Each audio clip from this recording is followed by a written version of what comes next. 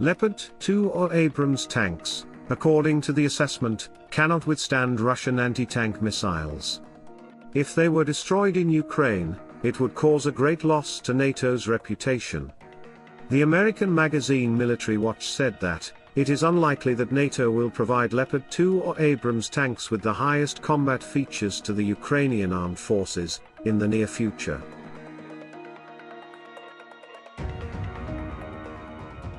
The main factors impeding the plan, for example, are the weakening of NATO member states' combat readiness, and do not open up real prospects for the strengthening of the Ukrainian army, on the battlefield. Accordingly, tanks are among the easier pieces of equipment to capture due to their frontline roles, as opposed to artillery or aircraft which can still contribute to operations when based far behind friendly lines. The Abrams or Leopard 2 could thus both provide valuable intelligence to the Russian military, should even a single vehicle be captured, which remains a very significant possibility should they enter the war. Military Watch specifically emphasizes the fact that the use of the most famous Western tanks in previous wars against terrorism in the Middle East has raised great doubts about their effectiveness. In 2016, Turkish Army Leopard 2s in Al-Bab in Syria's Aleppo Governorate faced humiliating losses in combat to Islamic State weapons that were far from state-of-the-art, with British media reporting that the tanks showed numerous faults exposed in lethal fashion.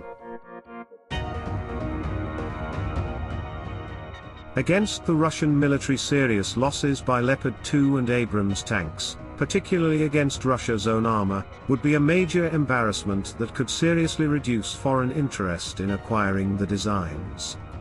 With both tanks being produced primarily for export, this would be particularly unfavorable as both face stringent competition, particularly from more modern South Korean vehicles. The fact that export variants of the Abrams for Ukraine are unlikely to integrate depleted uranium armor or shells, would further seriously limit their ability to engage Russian armor.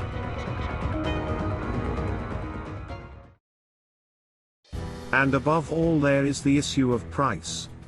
Even older versions of the Leopards and Abrams tanks are much more expensive than any armored vehicles that have been delivered to the Ukrainian army from NATO countries.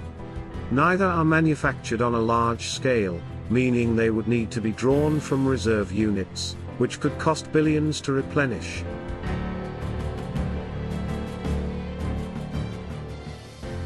Finally, Western tanks are not compatible with the fleet of tanks already in the Ukrainian armed forces.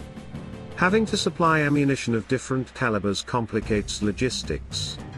In addition, Western tanks, unlike Russian and Soviet tanks, are too heavy to use civilian infrastructure in place such as bridges and roads, which would limit the usefulness of the Abrams or the Leopard 2 in the Ukrainian army compared to more T-72s.